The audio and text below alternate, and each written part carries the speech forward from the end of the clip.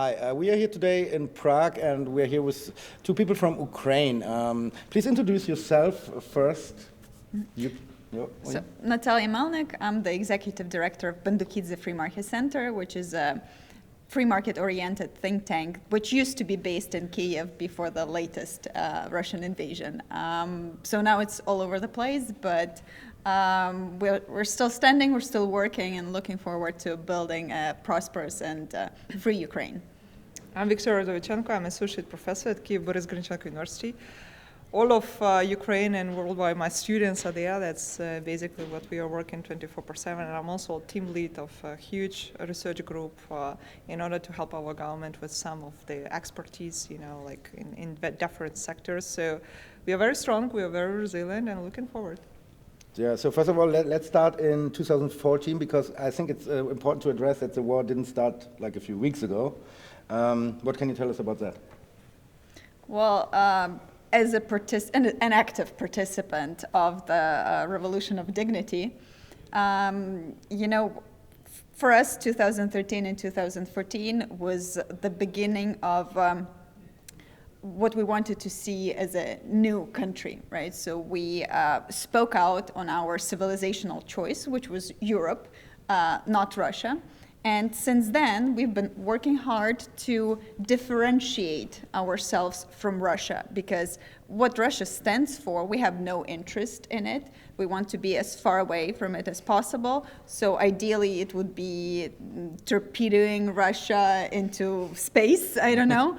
But since we are unlucky enough to be Russia's neighbors, we've had to deal with Russian aggression and Russian threats since then, because in Russia's vision for Ukraine, we cannot live better than Russians.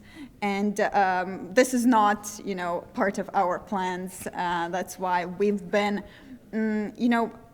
trying to fight for ourselves and what we believe in. But since 2014 and until, February 24th, it was limited action. And then on February 24th, we woke up at 5:30 a.m. to explosions outside of our windows. And, with only one thought, and at least in my head, it has finally started. Not meaning that I was looking forward to it. I didn't believe it would happen, but at least this is an honest stage of the hybrid war. So Russia is no longer pretending that it's not there.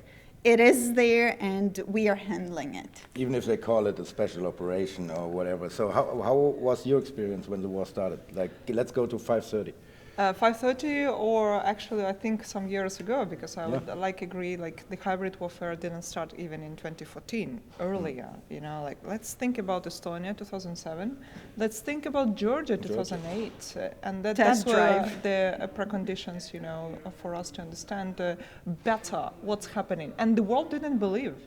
Neither Georgia nor Estonia, by the way, in that preconditions. But Estonia was different just because it was already the member of the EU. It makes a totally different story, And they rebuilt their resilience, based on what is their strength. So they made this cyber protection so much, and they relied themselves into digitalization of both society, governmental services. That's what Ukraine was trying to do during the 2014, 15, 16 in particular, and then then when the President Zelensky come to.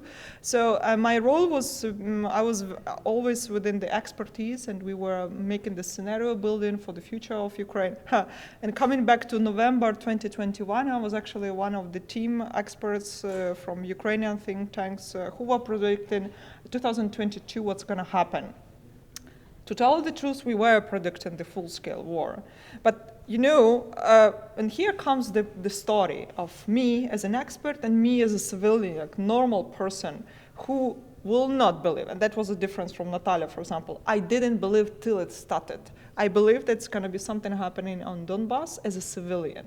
As an expert, I knew we're going to have a fully fledged scale, but the question was in what format? Because I was more believing into the information attacks, something that the hybrid attacks were happening in particular November, December, if you remember, 2021, but also January when the attacks on the governmental institutions like MFA happened, the Ministry of Education and Science happened in January 2022. So my mom just woke me up. I was actually at their house at 6 o'clock, so they didn't believe because all of my telephones were switched off. And then comes the calls of my experts, like colleagues, who are from Israel, from United States. And the only question I said, how much time do we have? And they say, you know what, it's going to be, very soon. If you have the opportunity, go. I mean, if you don't have opportunity, just stay in the things.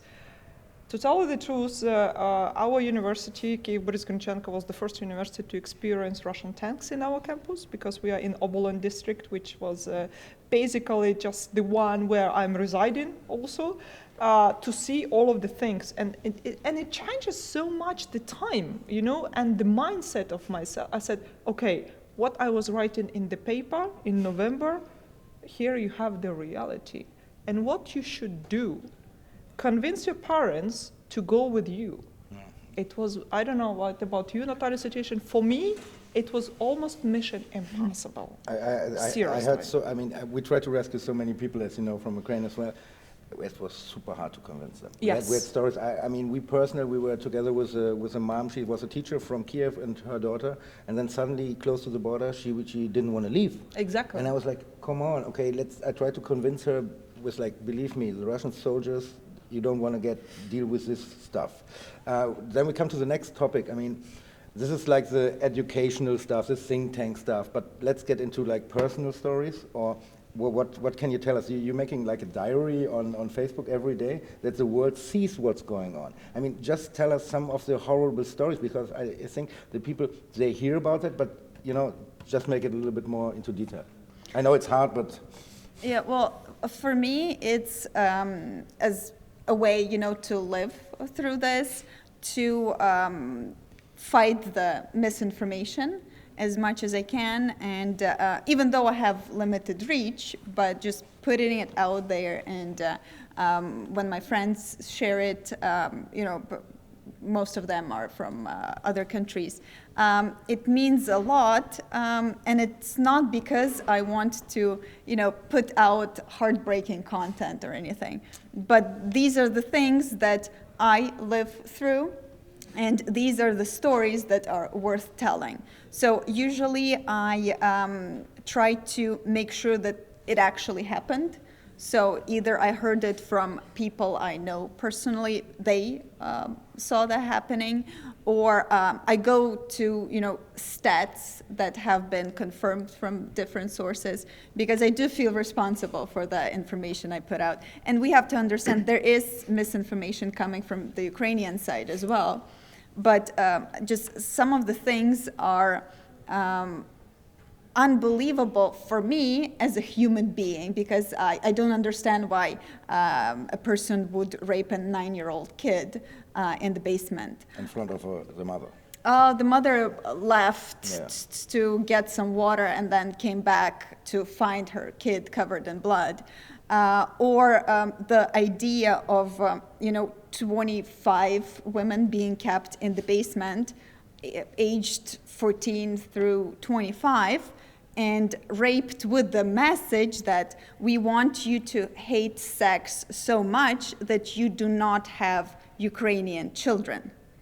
And out of these women, allegedly 9 are pregnant after being raped.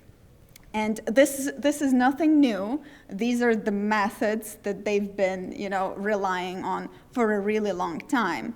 And it's just to imagine this happening in the middle of Europe, it's still very hard. So maybe part of the reason why I put it out there is because I'm trying to make myself believe that this can actually be happening, that you have children burying their mothers and bringing food to their graves. That this is, like, these are the stories that I really, really want to be fake, but unfortunately they aren't. I mean, I experienced a lot of things as well, and it's like, it was, I mean, I can't even describe it today, and I mean, I'm not an Ukrainian, but I can feel you really good. I mean, being at mass graves, it's not like what I'm wishing. I don't stay up in the morning and say, oh, hey, yeah, let's go to mass graves. That's like what I'm looking for, but I do it because the world needs to see it. It's the same like why you do it. So, but like from your perspective as a professor, you think it's different? No. So. No, I mean, you had an analysis as a professor, and you said, okay, we predict that, and you said as a civilian, you didn't believe it. I mean, no, even your governments believe that. No, seriously. I know. Believe the first 5 days in particular of when the full-scale war continued, because that's the correct term in this respect, even the Western government, they were waiting. Wait until something happens. That's the. In my case, actually, I had to leave Kyiv, but not far. We couldn't. We were in the Kyiv region, not far from the places like Boyarka, Irpin, and Bucha. I was very close, but I was safe. Staying in a big city in the bomb shelter is one thing, when you have a kind of a system of protection. But staying in a small village, that was my case, is totally different. You don't have bomb shelters there. No. The system of sirens sometimes works, sometimes don't. Maybe no mobile and connection. If you exactly. And here, the problem comes with if you remember the first week of the war, there were these reconnaissance groups. They were still operating, popping up, and then they changed the tactic of attacking the civilians. And that's why we were there. And actually, we were laughing with Ukrainians, like this term cocktail now has a new meaning for us. It's not mojito cocktail, it's not the mojito or cocktail dress. You tear the cocktail dress in order to make a Molotov's cocktails, That's what actually I had to do.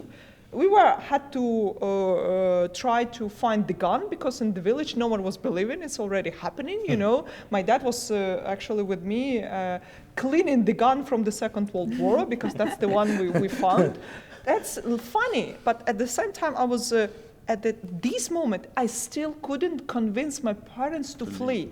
Seriously. Even at this fantastic stage, fantastic in terms when Kalinovka was blocked, when Bucha was already actually captured, Irpin in particular, my dad and my mom were in this system or this mindset of denial, denial completely.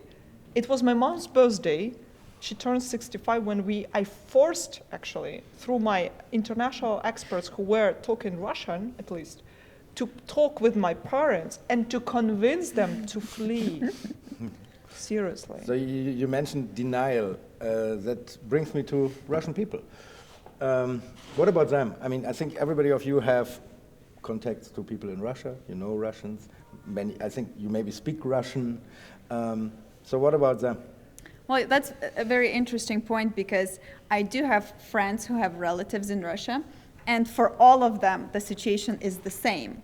When they try to tell their relatives what's going on in the country, their relatives say the same exact thing. That can't be true, because our TV says something different. So you see this unbelievable notion of more trust being put into what you consume from state media, which in Russia that's how it is, than to the relatives actually going through things like that.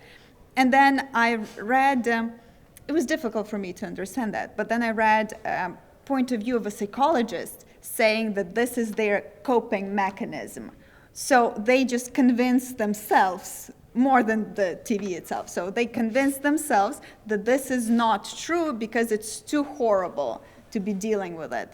Well, I think that it's our responsibility as a country, as a nation, to make them see what's really happening. After we win, take them on a tour.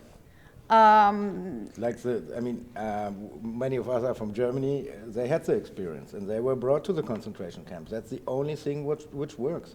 Because they are responsible. Yeah, for sure. They need to feel responsible, and they need to change. Because otherwise, we will be in this never-ending loop of returning to the same starting point. I would like to elaborate what Natalia just very smartly mentioned, and I didn't mention answering your previous question. What did I do?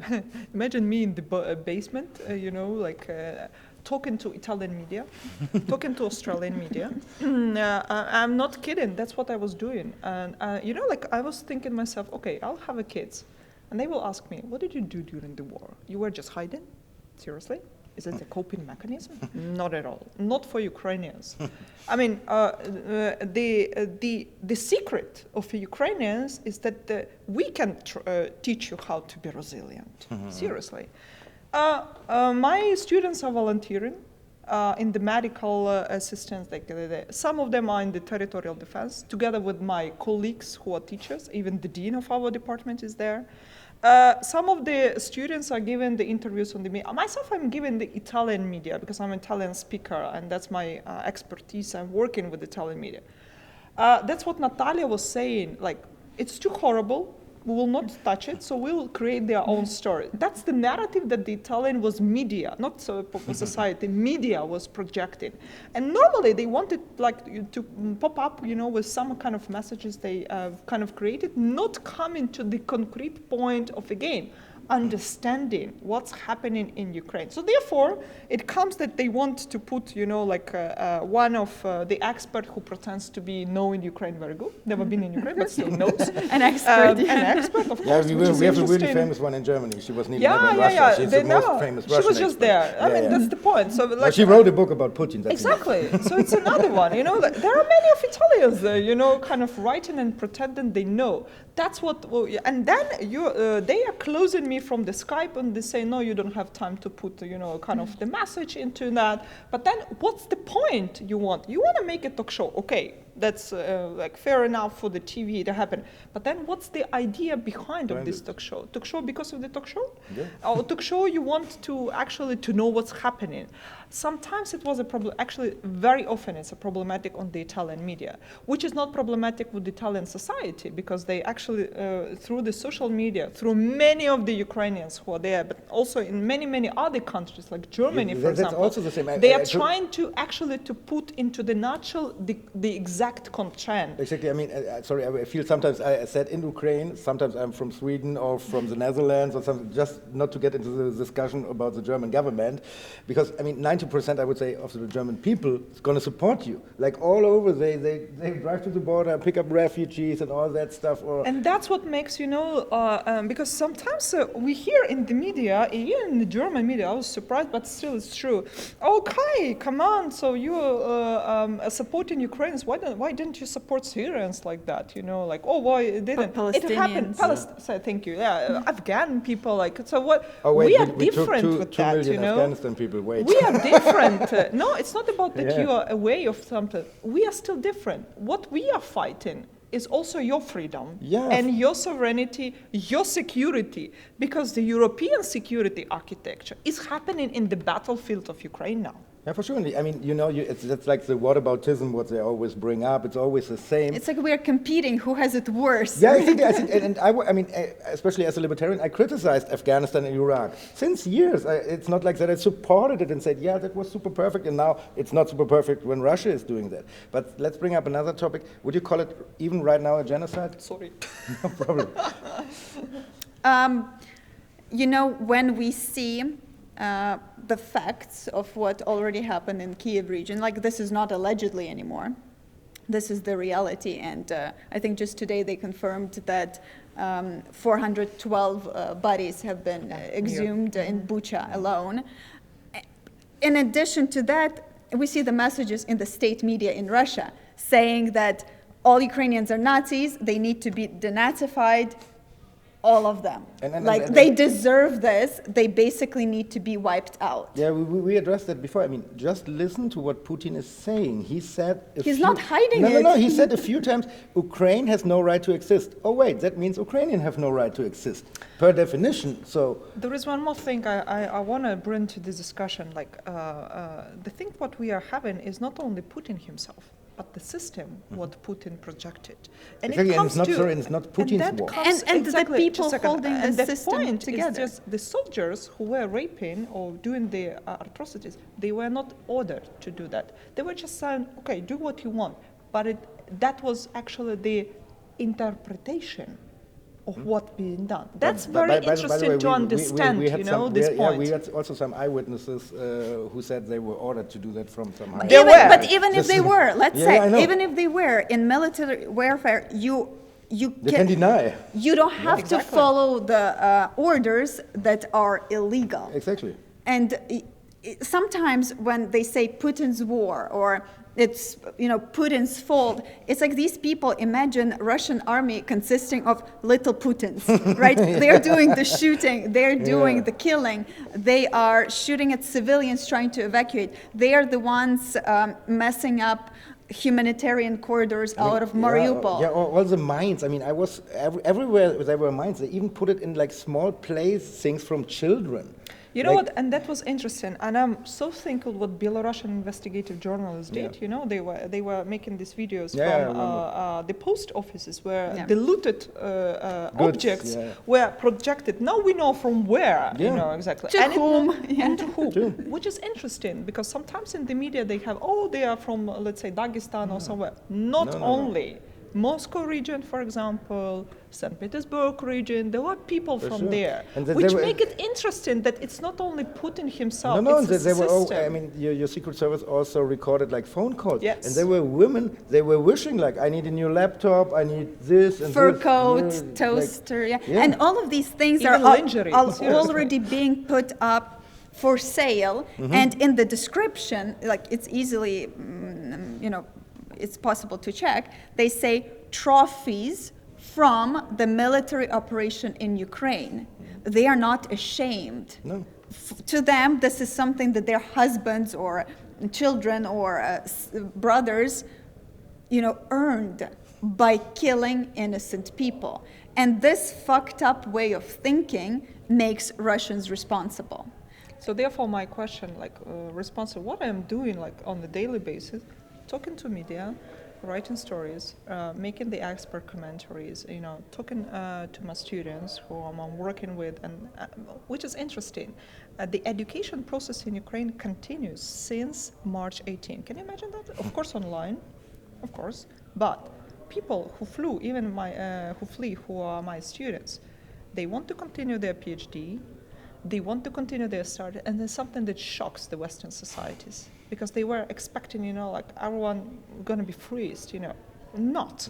We will not be waiting, every second minute, because we know that every second minute is so valuable of our life. Yeah, there's a joke with the Germans and the Ukrainians in Germany. It says okay, there are coming new Ukrainian students, and then we have all this digitalization in Germany. Oh wait, the Ukrainians will show it how it works. Exactly. So let's come to an end. I mean, where do you see a solution? What shall we do? What can the Western people do? What you call for? I think the West needs to understand that Putin does not understand anything other than force, and this is the only way around it. We already have a war in Europe. This is not a Ukraine issue. This is a much bigger issue, and let's not forget that Ukraine has the capacity of feeding 500 million people around the world. So it's time to wake up. There will be famine globally, right? There will be issues stemming from what's happening in Ukraine. So there is no way for you to distantiate yourself from it. You just need to face the truth and say, Russia attacked us, Russia attacked our values, and we need to fight back. They do not have to send their troops here. Ukrainians I've been proving, day by day that we are capable and willing, most importantly, to fight this war. We are not Afghanistan, right? But in order to do that, we need heavy weapons.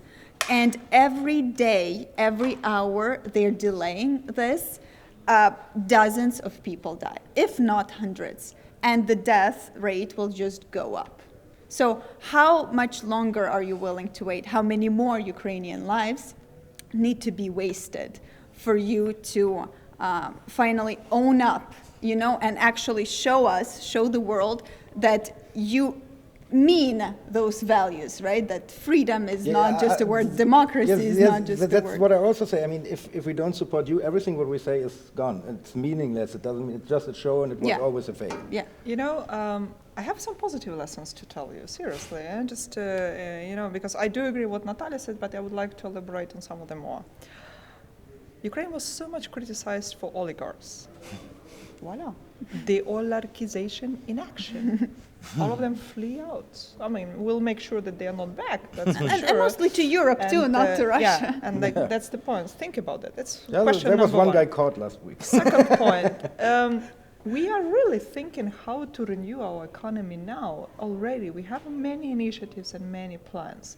We are not waiting till the European money gonna come here. We're already making ourselves, win-win situation for this. And therefore, I do agree that now it's the momentum for us and we are changing the institutions.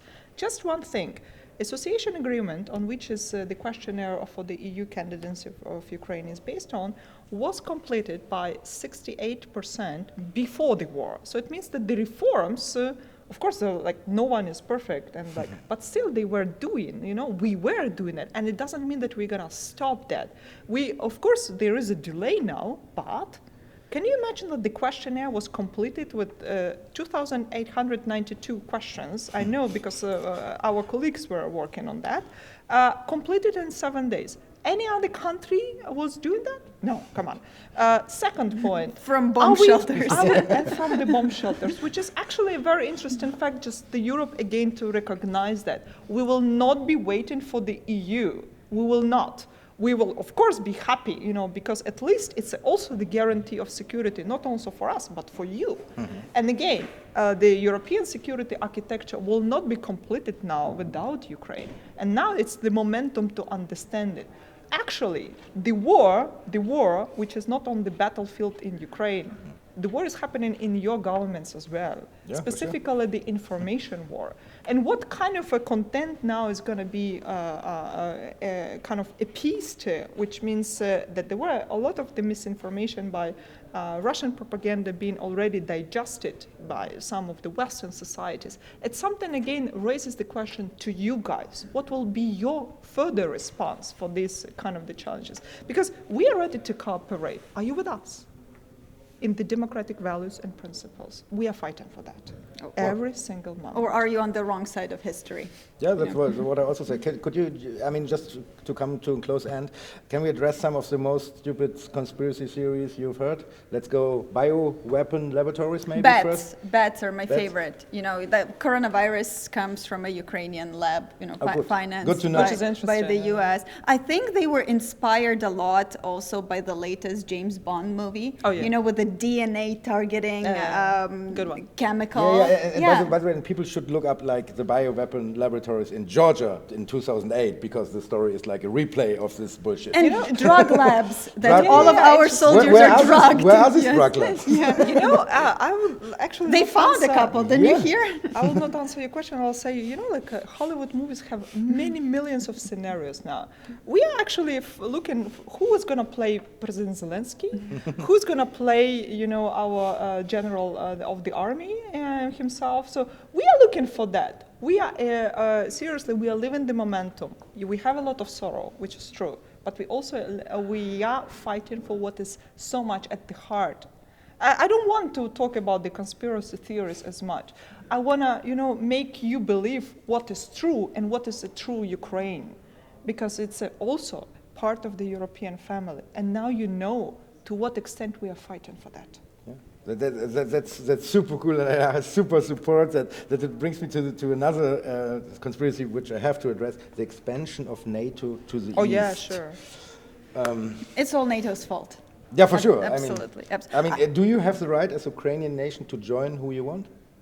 I actually think that I believe one thing, that Russia's that Russia's biggest security threat is Russia itself. Because by pretending, to be bothered and threatened by the NATO expansion, now they have Finland and Sweden actively looking to join in NATO. Why? Because of the Russian threat. So all of these things that they are allegedly afraid of, they are making them happen themselves, and they have only themselves to blame. Yeah, blame shifting and victim blaming is absolutely unacceptable. It's Russia's fault, and we need to, address that directly, not dance around. What I can say is just we are actually healed now from COVID. Seriously, because no one is thinking about that. But we also healed another challenge, which is very much within the Western society: procrastination. Simply, we don't have time, for that. Even thinking about this conspiracy theories, you need to have time. We don't have them. Myself personally, I'm not. Shouldn't we talk about wokeness and exactly? Gender No. Again, so the problems with that. Those are the peaceful time problems. Yeah, I mean, for a moment, I'm not watching TV films. It's not because I don't want to. You're watching, we are living that. This movie, yeah. That's the difference. And I was one of the actors. No one asked us. Yeah. We never wanted to be put in this position. We had other plans. Obviously. But, yeah. I had the plans to go to vacations, by the way, actually, in a week after the war. I mean, seriously, I was not... So where? Can you tell us where? Oh, yeah, sure, Italy. In Italy. Yeah. So just put it on your list after I would say a week after you won the war. Why after? Yeah, I want it now. No, because the week after you won the war, we're going to come to Ukraine and celebrate. Absolutely. We're waiting for that. Of course. And let's finish it with that. Thanks for having you, ladies. It was the pleasure was super on my side.